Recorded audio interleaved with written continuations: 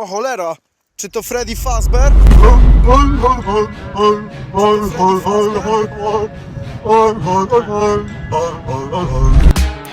Ah yes, Sir Frederick Fazbear and John Fitzgerald himself, or by his colloquial term, Freddy Fazbear. He is quite honestly one of the most iconic characters in gaming, right up there with the greats such as Pikachu, Mario, or Sparky from A Cars Life, the video game for the Nintendo GameCube. Spanning nearly a decade now, literally all of the FNaF games have this guy's name in the title. I mean, the acronym itself stands for Five Nights at Freddy's, for crying out loud. But if you close your eyes, I don't think I need to do an unnecessary long introduction this time. We're gonna go game by game and going over the designs once again. Also, no! Golden Freddy's gonna have an episode for himself. I don't give a single damn what you all say. I just want you to give me your view and that's it. But seriously, I've been neglecting you guys for like every video now. If this is developing into a toxic relationship, please let me know. I'm willing to change. Also, subscribe. oh my god! Oh god! What the fuck?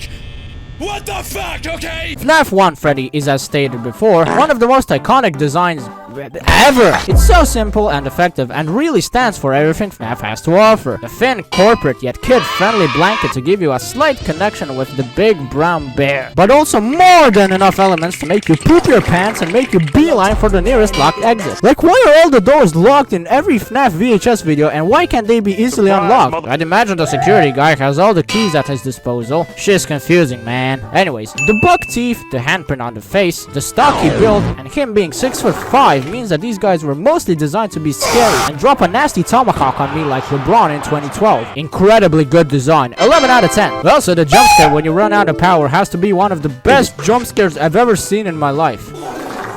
FNaF 2 Freddy is something that I would define as a side grade. Some stuff it does better in terms of its design, but in other areas the design is lacking to say the least. For example, the excellent upgrade is the lazy eye. Not a single thought is behind those eyes. The lazy eye makes the face feel much more cold and foreign, for the lack of a better word, and it honestly scares me more than the original face. And you know, for a thing that was locked up in a service room for presumably many years, it's still in remarkably good condition. Yeah, I mean, compared to the other guys, of course. Chica doesn't have any fucking hands, and Body straight up doesn't have an arm and a whole ass face, which I totally didn't compliment for 4.5 minutes. Really, there isn't anything wrong or off with this character model. I mean, Scott definitely had a fetish of some sort because he loved to make animatronics look like prime Phil Heath in the Olympia, for fuck's sakes. Both of these designs are incredibly good and easily recognizable. Wait, what? There's a third FNaF game in the making? Oh boy, I sure wonder what the new design is gonna look like.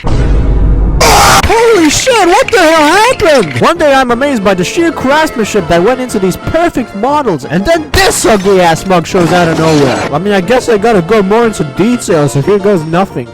So no surprise, but this thing is obviously just a FNaF 2 model, but with a different texture slapped onto it. Like, what even is this bum-ass texture supposed to be? I assume it's supposed to be fire damage, but need I remind you that these things are phantoms as well? Yeah, never in a million years would anyone guess that these things are supposed to be ghosts, Freddy included. They quite literally look like burned up animatronics, which I honestly don't think that was Scott's intention though. Okay, so the dude doesn't have a leg. Big whoop. That doesn't change the fact that this guy cannot be an original character with a good design. Change my fucking mind. Hang on a sec. If he doesn't have a leg, how the fuck is this guy able to walk in front of the window? Five Nights at Freddy's 4 kinda throws me a wrench right in the face of the definition that I've been using so far to figure out what I'm gonna be dissecting in the form of Nightmare. You see, I have no fucking idea what to do with Nightmare, so I'm just gonna put him in the wheel of names and decide when am I gonna be talking about him, so here goes nothing.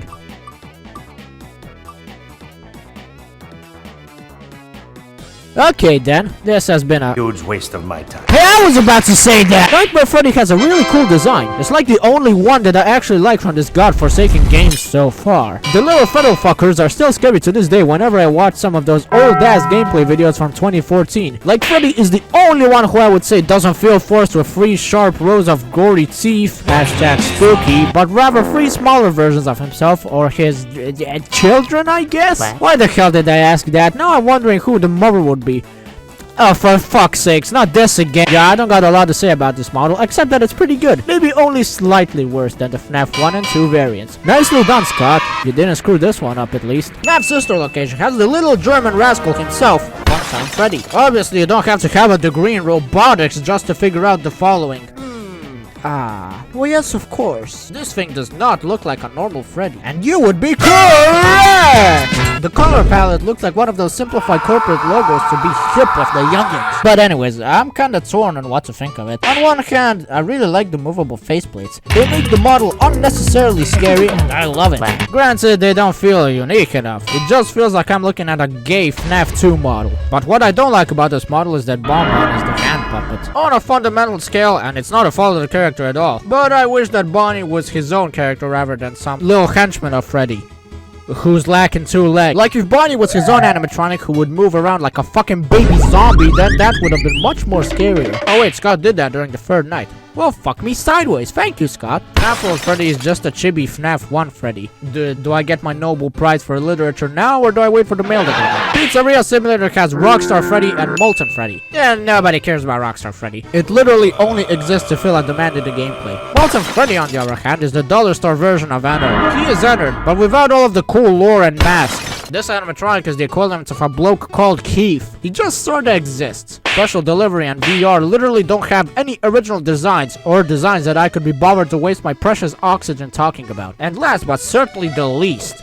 Glamrock Freddy. Yeah, sure, it's good. Although I'm not sure if I have to.